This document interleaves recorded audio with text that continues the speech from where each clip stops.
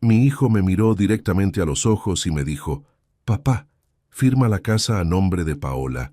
Ya es momento de que hagas algo útil por nosotros». Me quedé en silencio, sin poder creer lo que acababa de escuchar. Las palabras salieron de su boca con tanta naturalidad como si me estuviera pidiendo que le pasara la sal en la cena, pero no me estaba pidiendo sal, me estaba exigiendo mi casa, el hogar que construí con mis propias manos, el techo bajo el cual él creció, los muros que guardan cada recuerdo de su infancia, de su madre, de todo lo que sacrifiqué para darle una vida digna. Y lo peor de todo, él no sabía que ya era demasiado tarde. La casa ya tenía un nuevo dueño. Mi nombre es Aldo Iván Vargas, tengo 59 años, y esta es la historia de cómo mi propio hijo intentó quitarme lo único que me quedaba, sin saber que yo ya había tomado una decisión que cambiaría todo para siempre. Antes de continuar, quiero pedirte algo. Si te gustan este tipo de historias reales, historias de vida que nos hacen reflexionar sobre la familia, el respeto y la dignidad, por favor suscríbete a este canal. Estamos trabajando para llegar a los 10,000 suscriptores, y tu apoyo significa todo para mí. Déjame en los comentarios de qué país nos estás viendo. Me encantaría saber dónde están nuestros oyentes. Y si esta historia te está llegando al corazón, regálanos un like. Nuestra meta es llegar a 400 likes en este video. Tu apoyo nos impulsa a seguir compartiendo estas historias. Ahora sí, permíteme contarte cómo llegué a este momento. Era un martes por la tarde cuando Fernando, mi hijo, llegó a casa con Paola, su esposa. Hacía semanas que no los veía. Desde que se casaron hace 3 años, las visitas se volvieron cada vez más escasas, más frías, más calculadas. Ese día llegaron sin avisar. Escuché el motor de su camioneta afuera, ese vehículo nuevo que él tanto presumía, pero que yo sabía que apenas podía pagar. La puerta se abrió sin que tocaran. Ya ni siquiera tocaban. «Hola, papá», dijo Fernando entrando como si fuera dueño del lugar. Paola venía detrás de él, con esa mirada que siempre me hacía sentir incómodo. Una mirada que evaluaba, que calculaba, que juzgaba cada rincón de mi modesta casa. «Fernando, hijo, qué sorpresa», dije levantándome del sofá donde estaba leyendo el periódico. «¿Quieren algo de tomar?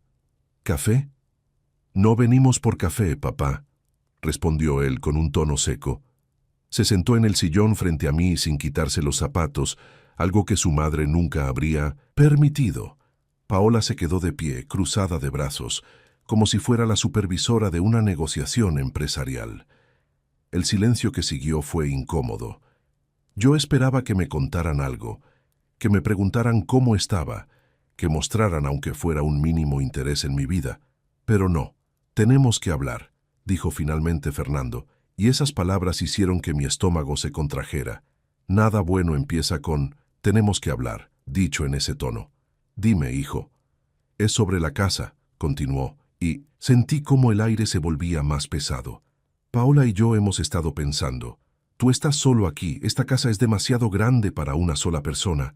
Estás desperdiciando espacio, desperdiciando recursos. No tiene sentido». Cada palabra era como una puñalada. Desperdiciando. Esta casa que construí ladrillo por ladrillo, donde crié a mi hijo después de que su madre muriera, era un desperdicio. «No entiendo a dónde quieres llegar, Fernando», dije tratando de mantener la calma. Paola dio un paso. «Adelante. Lo que Fernando está tratando de decirte, suegro, es que sería mejor para todos que la casa estuviera a nombre de alguien más joven, alguien que pueda mantenerla, aprovecharla mejor». «¿Alguien como ustedes?», pregunté, aunque ya conocía la respuesta. «Exactamente», respondió Fernando sin un ápice de vergüenza. «Queremos que firmes la casa a nombre de Paola. Es lo más sensato. Así estarás asegurando nuestro futuro, el futuro de tu familia». Me quedé mirándolo, buscando en sus ojos algún rastro del niño que había sido. El niño que lloraba cuando se caía y corría a mis brazos. El niño que me decía que yo era su héroe. Pero ese niño ya no estaba ahí. «¿Y yo?», pregunté con la voz quebrada. «¿Qué pasa conmigo?». «Tú puedes quedarte aquí, papá, no te estamos corriendo», dijo Fernando como si me estuviera haciendo un favor. Solo queremos que el patrimonio esté protegido legalmente. Protegido. De mí. Su propio padre. En ese momento, mientras los veía ahí parados en mi sala, exigiendo mi casa, sentí algo que nunca pensé que sentiría hacia mi hijo. Una mezcla de tristeza profunda y una extraña tranquilidad. Porque ellos no sabían lo que yo había hecho 3 semanas antes. No sabían que yo ya había visto venir esto. No sabían que la casa ya no estaba a mi nombre. Y definitivamente no sabían quién era el nuevo dueño. Para entender cómo llegamos a ese momento, necesito llevarte 24 años atrás. Yo tenía 35 años cuando perdí a Mónica, mi esposa, el amor de mi vida. Fernando apenas tenía 5 años. Cáncer de páncreas. En 6 meses se la llevó tan rápido que ni siquiera tuvimos tiempo de procesar lo que estaba pasando. Me quedé solo con un niño pequeño, una hipoteca sin terminar de pagar, y un dolor en el pecho que pensé que nunca se iría. Pero no podía darme el lujo de derrumbarme. Fernando me necesitaba. Trabajaba como electricista. No ganaba mucho, pero era trabajo honesto. Me levantaba a las 5 de la mañana todos los días, preparaba el desayuno para Fernando. Lo dejaba con mi vecina doña Carmen para que lo llevara a la escuela, y me iba a trabajar. A veces hacía 2 turnos, a veces 3. Los fines de semana, cuando otros padres descansaban, yo trabajaba en la casa. La estaba construyendo yo mismo, con mis propias manos. Cada ladrillo que colocaba era una promesa para mi hijo. Tendrás un hogar, tendrás estabilidad, tendrás algo que nadie podrá quitarte. O eso pensaba. Fernando creció en esa casa. Cada rincón tiene una historia. La marca en 1910, la pared de la cocina donde medíamos su altura cada cumpleaños. La ventana de su cuarto, que reparé 5 veces porque le encantaba trepar por ella. El jardín donde enterramos a su primer perro, Canelo. Nunca le faltó nada. Tal vez no tuvimos lujos, pero tuvo educación, comida, ropa limpia y sobre todo tuvo amor. Todo el amor que un padre viudo podía dar. Lo apoyé cuando quiso estudiar administración de empresas en la universidad. Me endeudé para pagar sus colegiaturas. Vendí mi camioneta y empecé a usar el transporte público para que él pudiera terminar su carrera. «Papá, voy a tener un buen trabajo y te voy a devolver todo», me decía. «Vas a estar orgulloso de mí». Y lo estaba. Cuando se graduó, lloré como no lloraba desde el funeral de Mónica. Mi hijo, universitario, el primer profesionista de la familia, consiguió trabajo en una empresa mediana. No ganaba tanto como esperaba, pero era un comienzo. Luego, hace 4 años, conoció a Paola en una conferencia de trabajo. Al principio me alegré. Mi hijo había encontrado a alguien. Ya era hora de que formara su propia familia. Pero cuando la conocí, algo en mi interior se inquietó. Paola venía de una familia con más recursos que nosotros. No era rica, pero definitivamente acostumbrada a un nivel de vida superior. Y desde el primer día, lo noté en la forma en que miraba mi casa. Con desdén, con decepción. «¿Aquí creciste?», le preguntó a Fernando la primera vez que vino.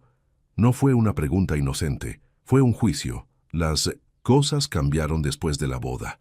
Fernando empezó a visitarme menos. Cuando venía era diferente, más distante, más crítico. «Papá, deberías remodelar la sala», me decía. «Papá, esas cortinas están muy viejas». «Papá, ¿por qué no vendes esta casa y te compras un departamento más pequeño? Podrías darnos el dinero sobrante para nuestro enganche». Siempre dinero, siempre la casa, siempre lo que yo podía darles. Nunca más me preguntó cómo estaba yo. Nunca más se sentó conmigo a tomar café como antes.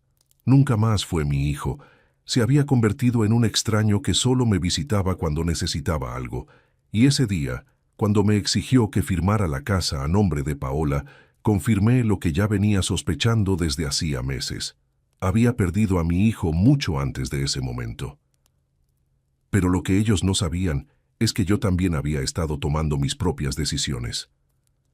Los meses previos a esa tarde en que me exigieron la casa fueron una lenta agonía, una muerte por 1000 cortes, como dicen. Todo comenzó sutilmente, tan gradual que al principio no quise verlo. 3 meses antes de la conversación, Fernando me llamó por teléfono. Era raro porque casi nunca llamaba. Papá, Paola y yo vamos a pasar el domingo. ¿Puedes preparar tu mole? Hace tiempo que no lo comemos. Me emocioné como un tonto. Mi hijo quería mi mole. Quería pasar tiempo conmigo. Compré los ingredientes más frescos. Pasé todo el sábado cocinando. Limpié la casa de arriba a abajo. Llegaron 2 horas tarde. No sé, disculparon. Durante la comida, Paola apenas probó bocado. Está muy condimentado para mí, dijo con una mueca. Fernando no la contradijo. Él, que de niño se comía 2 platos seguidos de mi mole. Después de comer, Fernando se paró y empezó a caminar por la casa como inspector de bienes raíces. Papá, esta casa necesita muchas reparaciones, dijo tocando las paredes. El techo tiene filtraciones, ¿verdad? La instalación eléctrica debe estar obsoleta. ¿Cuándo fue la última vez que le diste mantenimiento? La casa está bien, hijo, la mantengo lo mejor que puedo. Lo mejor que puedes no es suficiente, intervino Paola.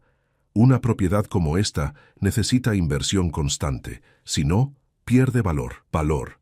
Esa palabra otra vez. No planeo venderla, dije firmemente. Nadie está hablando de vender, suegro, respondió Paola con una sonrisa que no llegaba a sus ojos. Solo decimos que sería una lástima que se deteriorara por falta de recursos. 2 semanas después, volvieron. Esta vez, sin avisar.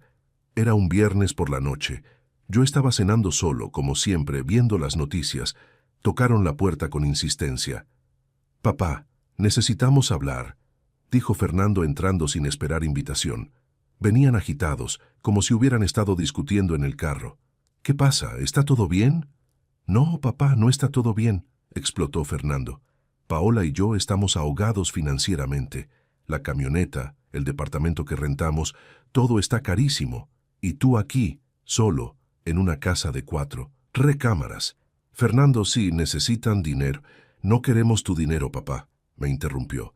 Paola lo miraba, como dándole ánimos para continuar. Queremos ser inteligentes.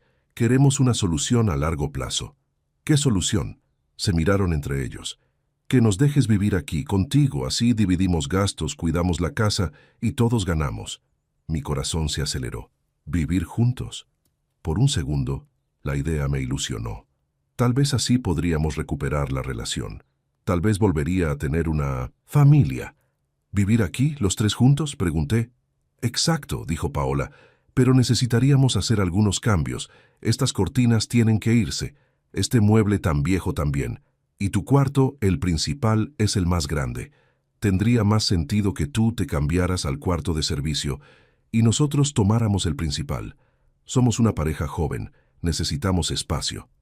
Las palabras me golpearon como balde de agua fría. No querían vivir conmigo. Querían que yo viviera en mi casa como un huésped de 1900 a segunda clase. No, dije simplemente.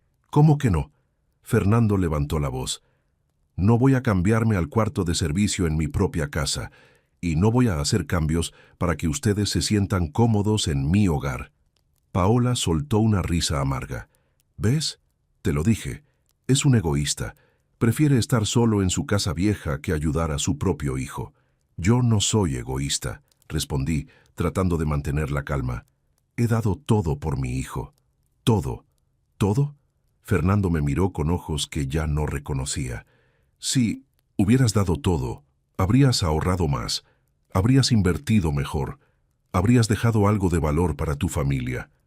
Esta casa es algo de valor. La construí para ti. Pues entonces dámela, dijo con una frialdad que me heló la sangre. Si la construiste para mí, pásala a mi nombre, o mejor aún, al nombre de Paola, por cuestiones fiscales. Esa noche se fueron dando un portazo. No dormí. Me quedé sentado en la sala, en la oscuridad, preguntándome en qué momento había perdido a mi hijo. La semana siguiente fue un bombardeo constante. Mensajes de texto, llamadas. Fernando me enviaba artículos sobre herencias, sobre planificación patrimonial, sobre asegurar el futuro de la familia. Paola me agregó a un grupo de WhatsApp llamado Asuntos Familiares Importantes, donde compartía fotos de casas remodeladas, con mensajes como «Miren el potencial que podría tener una propiedad bien cuidada». Era una campaña coordinada, una presión psicológica constante. Me visitaron 2 veces más, cada vez con más presión, cada vez con menos sutileza. Papá, ya no eres joven, ¿qué va a pasar si te enfermas? Si te pasa algo, la casa quedaría en el limbo legal. Es mejor arreglar esto ahora. Papá, piensa en tus futuros nietos. ¿No quieres que crezcan en una casa digna? Porque con lo que gana Fernando, nunca vamos a poder comprar una propiedad. Tú eres nuestra única esperanza. Esperanza. Me estaban convirtiendo en su esperanza mientras me hacían sentir como un estorbo. Fue entonces, hace un mes, cuando tomé una decisión. Fui a ver a don Roberto, mi amigo de toda la vida y notario público. Le conté todo. Le mostré los mensajes, le expliqué la situación. Aldo, me dijo con tristeza en los ojos, lo que te están haciendo es abuso, es maltrato. Es mi hijo, Roberto. Por eso duele más. Me ofreció un café y hablamos durante horas. Me explicó opciones legales, me habló de testamentos, de fideicomisos, de protección patrimonial, y entonces me habló de algo que nunca había considerado. Hay una organización aquí en la ciudad, me dijo. Se llama Hogar del Atardecer. Es un refugio para ancianos abandonados, personas de la tercera edad que no tienen familia o cuya familia los despreció. Están buscando una casa para expandir sus servicios, para ayudar a más gente. Me mostró fotos, testimonios, historias de personas como yo, pero que no tuvieron la suerte de tener un techo propio. Algo hizo clic en mi mente. ¿Y si les donara mi casa?, pregunté. Don Roberto me miró sorprendido. ¿Estás seguro, Aldo? No, admití. Pero necesito hacer algo. No puedo dejar que mi hijo se quede con esta casa después de cómo me ha tratado. No lo merecería. Y yo no quiero terminar mis días sabiendo que mi sacrificio alimentó su egoísmo. Esa tarde empezamos los trámites. 3 semanas después, la casa ya no estaba a mi nombre, y Fernando no tenía ni idea. Pero estaba a punto de descubrirlo de la manera más impactante posible. Los días después de firmar los papeles en la notaría fueron extraños. Caminaba por mi casa sabiendo que ya no era técnicamente mía, pero sintiéndome más libre que nunca. Era una sensación agridulce. Por un lado, había perdido mi patrimonio.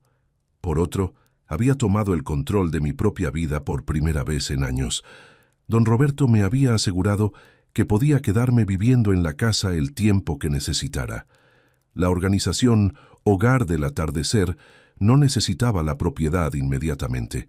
Tenían que preparar los permisos y la logística para convertirla en un refugio. Mientras tanto, era como si nada hubiera cambiado, excepto que todo había cambiado. Fernando no sabía nada. Seguía enviándome mensajes, seguía presionándome. La presión aumentaba cada día. Papá, necesitamos resolver esto pronto. Paola está embarazada. Ese mensaje llegó un martes por la mañana. Lo leí 3 veces. ¿Embarazada? ¿Iba a ser abuelo? Por un momento, mi corazón se llenó de esperanza. Un bebé, un nieto. Tal vez esto cambiaría las cosas. Tal vez el nacimiento de una nueva vida suavizaría el corazón de mi hijo. Llamé inmediatamente. Fernando, hijo, acabo de ver tu mensaje. ¿Es verdad? ¿Voy a ser abuelo? Sí, papá, respondió con un tono que no era de celebración. Por eso necesitamos la casa más que nunca. Un bebé necesita espacio, necesita estabilidad, necesita un patrimonio familiar sólido. Mi esperanza se desintegró como arena entre los dedos. No me estaba compartiendo la alegría de un embarazo. Me estaba usando. Estaba usando a su hijo no, nacido como herramienta de manipulación. Fernando, si van a tener un bebé, me encantaría ayudar de otras formas. Puedo cuidarlo mientras ustedes trabajan, puedo... No queremos que lo cuides, papá. Queremos la casa. Es lo único que te estamos pidiendo. ¿Tan difícil es entender que tu nieto merece crecer con seguridad patrimonial? Colgué sin responder. Mis manos temblaban. Esa noche no pude dormir. Miraba el techo de mi recámara, el mismo techo que había pintado con mis propias manos hace 20 años, y me preguntaba cómo había llegado a este punto. 2 días después llegó sin avisar. Pero esta vez no venía con Paola. Venía con alguien más. Un hombre en traje que se presentó como el licenciado Mendoza, asesor legal de la familia Vargas. «¿Qué es esto, Fernando?», pregunté mientras entraban a mi sala. «Papá, trajimos al licenciado Mendoza para que nos ayude a formalizar la transferencia de la propiedad. Así todo queda legal, todos quedamos tranquilos». El licenciado abrió su portafolio y sacó documentos. Los colocó sobre mi mesa de centro como si estuviera cerrando un negocio. «Señor Vargas», dijo con voz profesional, «estos son los documentos de donación. Básicamente, usted transferiría la propiedad a nombre de la señora Paola Sánchez de Vargas, manteniendo usted un usufructo vitalicio, lo que significa que puede seguir viviendo aquí hasta su fallecimiento». «Hasta mi fallecimiento», repetí. Las palabras sonaban como una sentencia de muerte. «Es la mejor opción para todos», intervino Fernando.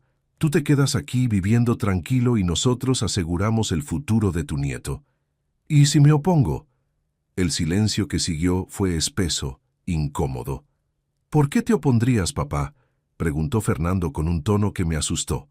«¿No quieres lo mejor para tu nieto, para tu familia? ¿O es que prefieres que esta casa se la queden extraños cuando ya no estés?». La amenaza implícita estaba ahí. Si no hacía lo que querían, me cortarían completamente.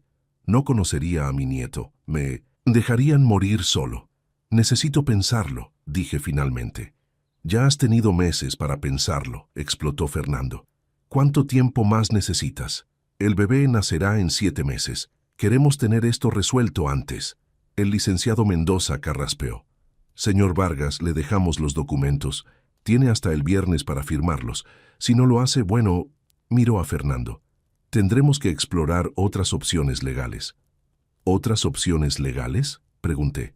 «¿Me estás amenazando? ¿En mi propia casa?». «Nadie está amenazando a nadie, papá», dijo Fernando levantándose. «Solo estamos siendo claros.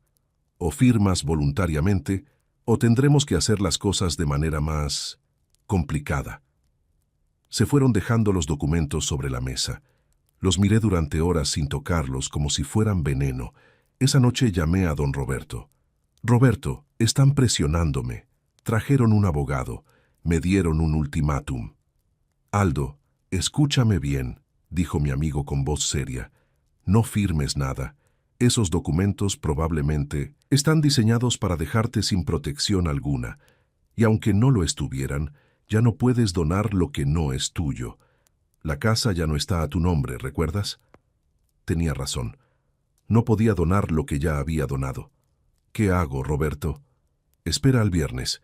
Si vienen ese día como dijeron, diles la verdad, con calma, con dignidad, y yo estaré ahí contigo si quieres». El viernes llegó como un trueno que ves venir, pero no puedes evitar. Fernando llegó a las 3 de la tarde. Esta vez sí venía con Paola, y con el licenciado Mendoza, y con una escribana pública para dar fe del acto. Venían preparados, venían a cerrar el trato. Entraron en procesión como si fueran dueños del lugar. Paola ni siquiera me saludó.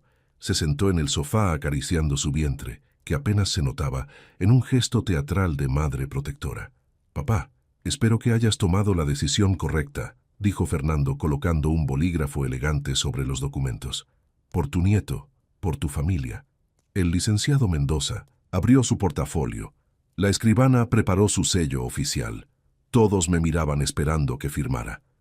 Don Roberto, que había llegado minutos antes como prometió, estaba parado junto a la ventana, dándome una mirada de apoyo. «No voy a firmar», dije con voz tranquila pero firme. Fernando dejó escapar un suspiro de frustración. «Papá, por favor, no empieces otra vez con...». «No voy a firmar», repetí, «porque no puedo donar algo que ya no me pertenece». El silencio que siguió fue absoluto. Se podía escuchar el tic-tac del reloj de pared. «¿Qué dijiste?», preguntó Fernando levantándose lentamente. «Que la casa ya no está a mi nombre, ya tiene un nuevo dueño». Paola se puso de pie de golpe. «¿Qué hiciste, viejo loco? Hace 3 semanas firmé los papeles de donación. Esta casa ya no es mía». Fernando se acercó a mí con el rostro desencajado. Estás mintiendo para evitar dárnosla». Don Roberto dio un paso adelante. «No está mintiendo. Yo hice los trámites personalmente». La donación está registrada, es legal y es irreversible. ¿A quién?, gritó Fernando. ¿A quién le diste mi casa? ¿A quién le diste la casa donde crecí, la casa de mi madre? Las lágrimas empezaron a rodar por mis mejillas. A gente que la va a apreciar más que tú. A gente que realmente la necesita. Fernando arrebató los documentos de las manos del licenciado Mendoza y los arrojó al suelo con furia. «No tenías derecho», gritó con una voz que nunca le había escuchado. «Esta casa era mía. Era mi herencia, era lo único que valías». Esas últimas palabras se clavaron en mi corazón como cuchillos. ¿Lo único que valía? Sí, continuó gritando mientras Paola sollozaba teatralmente en el sofá. Nunca ganaste lo suficiente, nunca fuiste ambicioso, nunca nos diste nada más que esta casa. ¿Y ahora, ni siquiera eso? ¿A quién se la diste?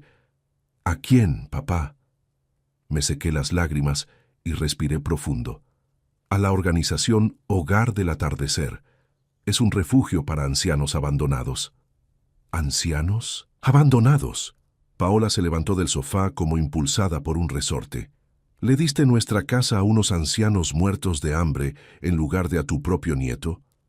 No es su casa, Paola, intervino don Roberto con firmeza.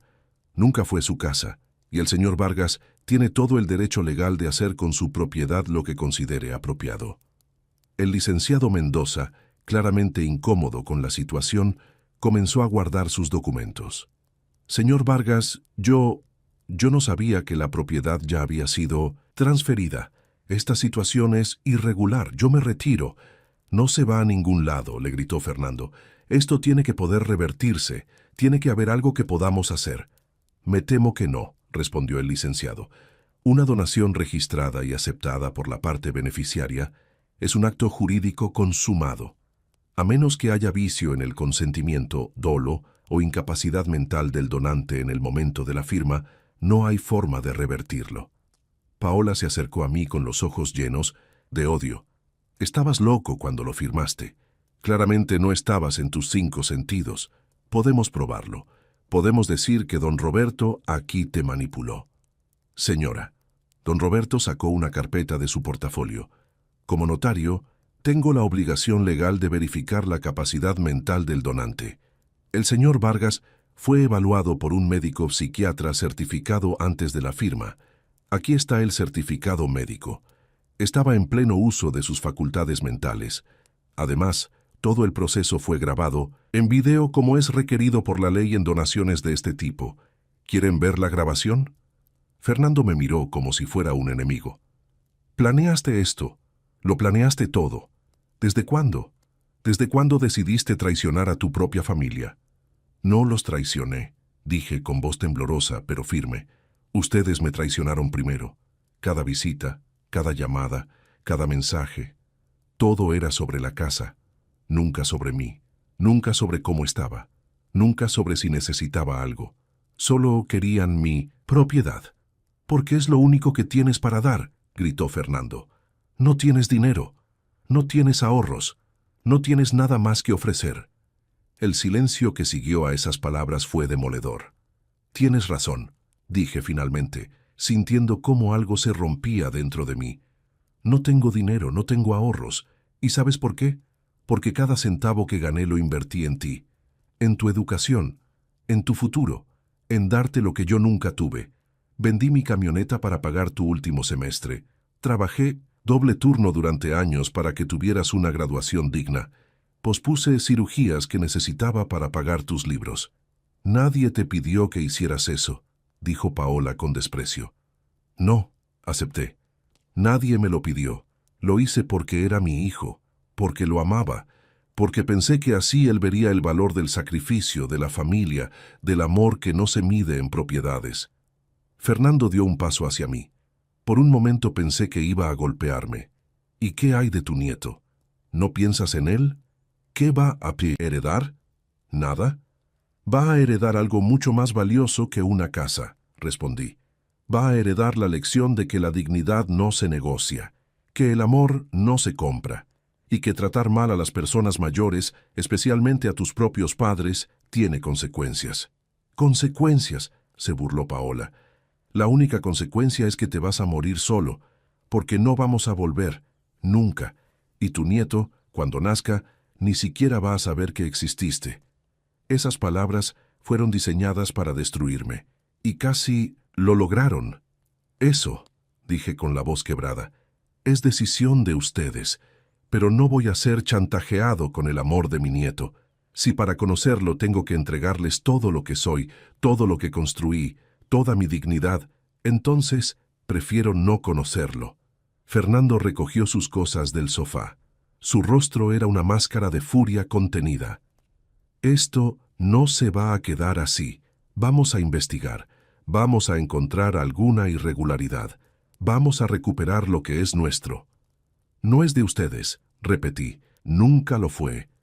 Era mi herencia, gritó una última vez antes de dirigirse a la puerta. La herencia se gana con amor y respeto, le dije a su espalda. Ustedes solo mostraron codicia. Paola lo siguió, no sin antes voltearse para lanzarme una última mirada llena de veneno. Eres un viejo amargado y egoísta. Espero que tu conciencia te permita dormir cuando sepas que tu nieto está creciendo sin las oportunidades que tú pudiste darle. Mi conciencia está tranquila, mentí, porque en realidad mi corazón estaba destrozado. El licenciado Mendoza se disculpó torpemente y salió detrás de ellos. La escribana, que había permanecido en silencio todo el tiempo, guardó sus cosas y se marchó sin decir palabra. Don Roberto cerró la puerta después de que todos se fueron. El silencio en la casa era ensordecedor. ¿Hice lo correcto, Roberto?, pregunté dejándome caer en el sofá. Mi amigo se sentó junto a mí. Hiciste lo único que podías hacer para mantener tu dignidad. Y créeme, Aldo, la dignidad es lo único que nadie puede quitarte, a menos que tú se lo permitas. Acabo de perder a mi hijo. No, me corrigió. Ya lo habías perdido hace tiempo. Hoy solo lo confirmaste. Lloré. Lloré como no lloraba desde la muerte de Mónica. Don Roberto se quedó conmigo en silencio, siendo el amigo que necesitaba. Cuando finalmente me calmé, me limpié el rostro y miré alrededor de mi sala. Esta casa que ya no era mía legalmente, pero que seguía siendo mi hogar. ¿Y ahora qué?, pregunté. Ahora, dijo don Roberto con una sonrisa triste. Ahora vives. Vives sabiendo que hiciste lo correcto. Y esperas. ¿Esperar qué? A que tu hijo, algún día, entienda lo que hizo. A que la vida le enseñe las lecciones que tú no pudiste enseñarle. O simplemente esperas a estar en paz contigo mismo. Esa noche, solo en mi casa, me senté en el jardín donde Fernando jugaba de niño.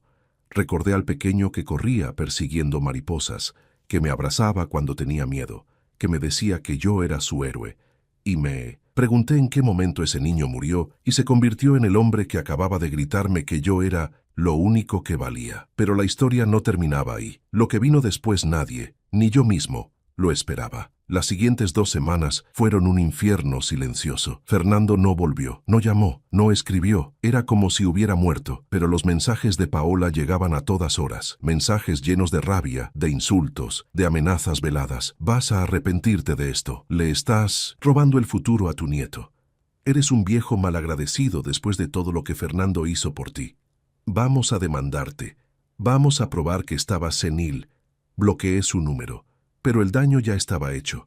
No podía dormir. Apenas comía. La casa, tan llena de recuerdos, ahora se sentía como una tumba. Fue don Roberto quien me sacó del pozo. Aldo, necesitas salir de aquí. Ven, acompáñame a conocer a la gente de Hogar del Atardecer. Quieren agradecerte personalmente. No quería ir. No tenía fuerzas, pero Roberto insistió. La sede temporal de la organización estaba en un edificio modesto del centro. Al entrar, me recibió una mujer de unos 50 años con una sonrisa cálida. Señor Vargas, soy Elena Ruiz, directora de la organización. No sabe cuánto significa para nosotros lo que ha hecho. Me llevó a recorrer las instalaciones. Había unos 15 ancianos ahí, algunos en sillas de ruedas, otros jugando dominó, otros simplemente sentados mirando por la ventana. Estos son nuestros residentes actuales, explicó Elena. Todos fueron abandonados por sus familias, algunos vivían en la calle, otros en condiciones deplorables. Aquí tienen techo, comida, atención médica y, sobre todo, dignidad. Un anciano se acercó a mí apoyándose en un bastón. ¿Usted es el señor que donó su casa? Asentí sin poder hablar. Dios lo bendiga, dijo con lágrimas en los ojos. Mi hijo me dejó en un asilo del gobierno donde me trataban como basura. Aquí me tratan como persona. Si no fuera por gente como usted, yo estaría muerto en alguna cuneta. Algo dentro de mí se movió. Este hombre podría haber sido yo. Si Fernando hubiera tenido su forma, tal vez yo hubiera terminado exactamente así. Con su casa, continuó Elena, podremos recibir a 20 personas más. 20 ancianos que actualmente están sufriendo tendrán un lugar digno donde pasar sus últimos años. ¿Y yo?, pregunté. ¿Cuándo necesitan que desocupe? Elena me miró sorprendida. ¿Desocupar? Señor Vargas, el acuerdo es que usted puede vivir ahí todo el tiempo que necesite. Es su hogar. Cuando usted esté listo, cuando usted decida, nos avisará. Algunos donantes viven años en la propiedad donada. Otros deciden mudarse antes. Es su decisión. ¿Y si necesitan el espacio antes? Esperaremos, dijo firmemente. Usted nos dio un regalo invaluable. Lo mínimo que podemos hacer es respetarlo y honrarlo. Regresé a casa ese día sintiéndome diferente, más ligero.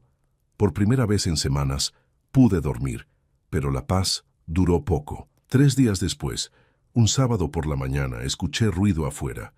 Al asomarme por la ventana vi la camioneta de Fernando estacionada. Pero no venía solo. Venía con Paola, con sus padres y con otros 2 hombres que no reconocí. Tocaron la puerta con violencia. Cuando abrí, Fernando me empujó hacia adentro sin miramientos. «Vinimos por las escrituras», dijo sin saludar. «Las escrituras originales de la casa. Queremos verificar que la donación se hizo correctamente». «No tengo por qué mostrarte nada», respondí. «Todo está registrado legalmente». El padre de Paola, un hombre corpulento con expresión amenazante, dio un paso hacia mí. «Mire, señor, no queremos problemas, solo queremos ver los papeles». «¿O qué?», pregunté sintiendo miedo pero manteniéndome firme. «¿Van a golpear a un anciano?» «Nadie va a golpear a nadie», intervino Paola. «Pero tenemos derecho a verificar que no hubo fraude en la transacción». «No tienen ningún derecho», dije. «Ahora salgan de mi casa». «¿Tu casa?», se burló Fernando. «Ya no es tu casa, ¿recuerdas? Es de esos viejos buenos para nada». Uno de los hombres que no conocía comenzó a revisar los muebles de la sala. «¿Qué está haciendo?», grité. «Buscando los documentos», respondió con tranquilidad escalofriante. «Salgan ahora o llamo a la policía». «Llámala», desafió Paola. «A ver qué les dices, que tu familia vino a visitarte». Corrí al teléfono y marqué, pero Fernando me lo arrebató de las manos. «Papá, papá, papá», dijo con una sonrisa fría. «¿De verdad crees que vamos a dejar que nos robes así? Esta casa valía 2 millones de pesos. 2 millones. Era nuestra seguridad, el futuro de nuestro hijo, y tú se lo regalaste a extraños». «No son extraños», dije temblando. «Son personas que realmente lo necesitan». «Nosotros lo necesitábamos», gritó perdiendo el control. «Estamos endeudados hasta el cuello. La camioneta está a punto de ser embargada. El departamento donde vivimos nos lo van a quitar. Y tú tenías la solución y la tiraste a la basura». «Entonces vendan la camioneta», dije. «Consigan un departamento más barato. Vivan de acuerdo a sus ingresos». «¿Vivir como tú?», escupió Paola. «¿Como un pobre miserable? ¿Eso querías para tu nieto? ¿Que creciera en la pobreza?» «No soy miserable, soy digno. Hay una diferencia». El padre de Paola se acercó peligrosamente. «Mire, viejo terco, si no quiere darnos los documentos voluntariamente, los vamos a encontrar de todos modos». En ese momento, escuché una voz desde la puerta. «No, van a encontrar nada». Era don Roberto, acompañado de 2 policías. «Señor notario», saludó uno de los oficiales. «Recibimos su llamada. Oficiales, estos individuos entraron por la fuerza a la propiedad del señor Vargas y están amenazándolo y revolviendo sus pertenencias sin autorización». «Eso es mentira», gritó Fernando. «Es mi padre. Tengo derecho a estar aquí». «No después de lo que acaba de hacer», dijo el oficial. Señor Vargas, quiere presentar cargos por allanamiento y amenazas. Me quedé en silencio mirando a mi hijo. Tenía la opción de destruirlo legalmente en ese momento. Solo quiero que se vayan, dije finalmente. Todos. Y que no vuelvan nunca. Papá, empezó Fernando, y por primera vez desde hace meses vi un atisbo de miedo en sus ojos. No, lo interrumpí. Ya no soy tu papá. Un padre es alguien a quien respetas, a quien amas, a quien cuidas. Yo solo fui tu fuente de recursos, y ahora que el pozo se secó, ya no tienes uso para mí. Los oficiales los escoltaron, afuera. Los padres de Paola salieron murmurando amenazas. Paola lloraba dramáticamente. Fernando me miraba con un odio que me hizo entender que realmente lo había perdido para siempre. Desde la puerta lo vi subir a su camioneta. Antes de arrancar, bajó la ventana. «Cuando nazca tu nieto», gritó, «le voy a decir que su abuelo prefirió a extraños antes que a él, que nos abandonó, que fue un egoísta». «Dile lo que quieras», respondí. «Pero cuando crezca y te pregunte por qué no tiene abuelo, asegúrate de contarle la verdad completa, incluyendo la parte donde intentaste robarle su casa». Se fueron derrapando. Los vecinos, que habían salido a ver el escándalo, me miraban con una mezcla de lástima y admiración. Don Roberto puso su mano en mi hombro. «Lo hiciste bien». «No se siente bien», admití. Nunca se siente bien hacer lo correcto cuando lastima a quienes amas, pero es necesario. Esa noche, los vecinos empezaron a tocar a mi puerta. Doña Carmen, la que cuidó a Fernando de niño, don Miguel, el de la tienda, la familia Rodríguez del número 47. Todos traían comida, compañía, palabras de apoyo. «Aldo, hiciste lo correcto», decía uno. «Ese muchacho perdió el norte», decía otro. «Tu casa va a ayudar a mucha gente que realmente lo necesita», aseguraba alguien más. Mi casa, que se había sentido como una tumba días atrás, se llenó de vida, de risas, de solidaridad. Y entendí algo. Había perdido a mi hijo, pero había ganado algo más valioso. Había recuperado mi dignidad. Pero la vida tenía preparada una última lección, tanto para mí como para Fernando. 6 meses después. La casa ya no era solo mía, tampoco era solo de Hogar del Atardecer. Era de todos. Elena y su equipo habían comenzado lentamente la transformación. Primero adaptaron el garaje como oficina administrativa. Luego, con mi permiso, convirtieron 2 de las habitaciones vacías en dormitorios para 2 ancianas, doña Lupita y doña Socorro. Al principio me resistí. «Elena, yo puedo irme. No necesitan cuidarme como un inválido». «Señor Aldo», me dijo con esa sonrisa que ya conocía bien, «usted no es un inválido. Es parte de nuestra familia. Y además, doña Lupita cocina delicioso. De verdad quiere perderse su mole». Doña Lupita resultó ser una mujer de 78 años que había sido abandonada por sus 3 hijos en un asilo horrible. Cuando llegó a mi casa, pesaba apenas 40 kilos. Ahora, 6 meses después, había recuperado peso, color en las mejillas y, sobre todo, las ganas de vivir. «Don Aldo», me decía mientras preparaba el desayuno, «esta casa tiene algo especial. Se siente el amor con el que fue construida. Se siente en cada pared». Doña Socorro, de 81 años, había sido echada a la calle por su nuera cuando enviudó. «Mi hijo era bueno», me contaba, «pero cuando murió su esposa me dijo que ya no había lugar para mí. Me quitó todo, hasta los anillos de mi matrimonio». Escuchar sus historias me hacía entender que mi decisión había sido correcta. Estos no eran extraños. Eran espejos de lo que yo pude haber sido. Los vecinos del barrio se involucraron. Doña Carmen organizaba clases de tejido para las ancianas. Don Miguel donaba comida de su tienda. Los jóvenes de la cuadra venían los fines de semana a ayudar con reparaciones. Mi casa se convirtió en el corazón del barrio. Y yo, por primera vez en años, no me sentía solo. Fernando nunca volvió, nunca llamó. De vez en cuando me llegaban noticias por conocidos mutuos, que había tenido que vender la camioneta, que se había mudado a Minonsend, un departamento más pequeño, que Paola estaba furiosa con él por no haber peleado más por la casa, que su matrimonio estaba en crisis. No sentí satisfacción al escuchar eso. solo una profunda tristeza. En febrero nació mi nieto. Me enteré porque don Miguel vio el anuncio en el Facebook de Fernando.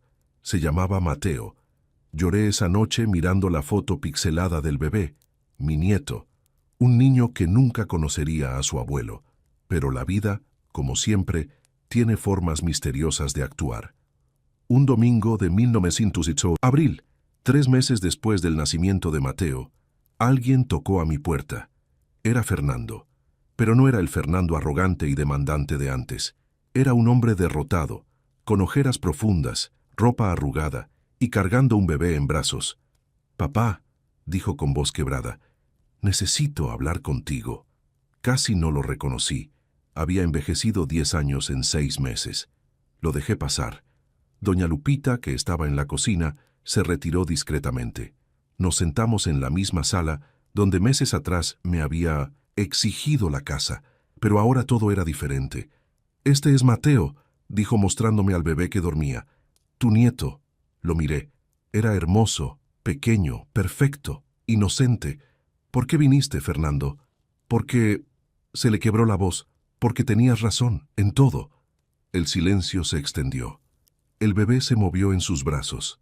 «Paola me dejó», continuó. «Se llevó todo lo poco que teníamos. Dijo que yo era un fracaso, que había desperdiciado la oportunidad de asegurar nuestro futuro, que por mi culpa nuestro hijo iba a crecer en la pobreza. ¿Y el bebé? Lo dejó conmigo. Dijo que no podía cuidarlo sola, que necesitaba rehacerse su vida». Las lágrimas comenzaron a rodar por sus mejillas. «Papá, estoy quebrado, perdí el trabajo, debo 3 meses de renta, no tengo para la fórmula del bebé, no tengo nada». Parte de mí quería decirle, «¿Ves? Esto es lo que pasa cuando solo piensas en dinero». Pero miré al bebé y no pude. «¿Y vienes a pedir qué?» «No vengo a pedir nada», dijo limpiándose las lágrimas. «Vengo a disculparme. Vengo a decirte que pasé estos meses odiándote, culpándote, y solo hasta ahora entiendo lo que hiciste». «¿Qué entendiste?» «Que me convertí en el tipo de persona que abandona a su propio padre. El tipo de persona que solo ve a su familia como fuente de recursos. El tipo de persona que…» Hizo una pausa. «El tipo de persona que mi madre habría odiado». La mención de Mónica me partió el corazón. «Tu madre habría estado muy decepcionada», admití. «Lo sé», sollozó. «Y tú también». «Y lo siento, papá, lo siento tanto». El bebé empezó a llorar. Fernando lo mecía torpemente, claramente sin experiencia. «Dámelo», dije extendiendo los brazos. Tomé a mi nieto por primera vez. Era cálido, pequeño, indefenso. Y en ese momento entendí que la vida me estaba dando una segunda oportunidad. «Fernando», dije mientras calmaba al bebé, «voy a ayudarte, pero no con dinero, no con propiedades. Voy a ayudarte de la única forma que importa». «¿Cómo?» «Enseñándote a ser padre, como yo fui padre para ti. No perfecto, pero presente. No rico, pero comprometido. Después de todo lo que hice, eres mi hijo», dije simplemente. «Y ese bebé es mi nieto. Y la familia, la verdadera familia, no abandona, aunque duela, aunque cueste, aunque haya decepción». Fernando se abrazó a mí y al bebé. Lloró como no lloraba desde niño. Doña Lupita apareció en la puerta. «¿Preparé un biberón? Ese niño parece tener hambre». «Sí, por favor», respondí. Durante las siguientes semanas, Fernando empezó a visitarnos regularmente. Al principio era tímido, avergonzado, pero poco a poco empezó a integrarse. Doña Socorro le enseñó a hacer el biberón correctamente. Doña Lupita le mostró cómo bañar al bebé. Don Roberto lo ayudó a conseguir trabajo en una constructora. Y yo simplemente estuve ahí, como siempre había estado. Un día, mientras mecíamos a Mateo en el jardín, Fernando me preguntó, «¿Crees que algún día pueda compensarte por lo que hice?» «No hay nada que compensar», respondí. «Lo que hice con la casa lo hice por mí, por mi dignidad, por darle sentido a mi vida. Pero esta segunda oportunidad que te estoy dando, la hago por Mateo, porque él merece tener un padre que entienda lo que realmente importa». «¿Y qué es lo que realmente importa?» Que cuando tu hijo crezca y te mire vea a un hombre de honor, no a un hombre rico, sino a un hombre que sabe lo que vale. Que cuando tenga edad de entender, pueda escuchar la historia de cómo su padre se equivocó, pero tuvo el coraje de reconocerlo y cambiar. Fernando asintió en silencio. Hoy, 8 meses después de aquel día horrible en que me exigió la casa, Fernando viene todos los días. Trae a Mateo. A veces se queda a comer. A veces solo viene a platicar. La casa ya alberga a 5 ancianos permanentes. Pronto serán 10. Elena dice que en un año podrán llegar a los 20. Yo sigo viviendo aquí, en mi recámara, rodeado de gente que me aprecia no por lo que tengo, sino por lo que soy. ¿Me arrepiento de haber donado la casa? No. ¿Duele ver que mi hijo tuvo que tocar fondo para entender las lecciones que traté de enseñarle? Sí, todos los días. Pero cuando cargo a mi nieto, cuando veo a Fernando aprendiendo a ser padre, cuando escucho las risas de doña Lupita en la cocina, cuando don Roberto viene a jugar dominó los viernes, entiendo que hice más que donar una casa. Planté semillas de dignidad, de respeto, de amor verdadero, y esas semillas están empezando a florecer. Mi nombre es Aldo Iván Vargas, tengo 59 años. Ya no soy dueño de mi casa, pero soy dueño de algo mucho más valioso. Mi dignidad, mi paz interior, y una familia que está aprendiendo, poco a poco, lo que realmente significa amar. Y eso no tiene precio. Si esta historia tocó tu corazón, por favor compártela. Hay muchos ancianos ahí afuera siendo maltratados por sus propias familias. Hay muchos hijos que no entienden el valor del sacrificio paternal hasta que es demasiado tarde. No olvides suscribirte al canal para más historias reales que nos hacen reflexionar sobre la familia, el respeto y la dignidad. Déjame en los comentarios. ¿Crees que Aldo hizo lo correcto? ¿Qué hubieras hecho tú en su lugar? Y recuerda, la verdadera riqueza no está en lo que dejamos como herencia material, sino en los valores y la dignidad que transmitimos. Gracias por acompañarme en esta historia. Nos vemos en la próxima. Que Dios te bendiga.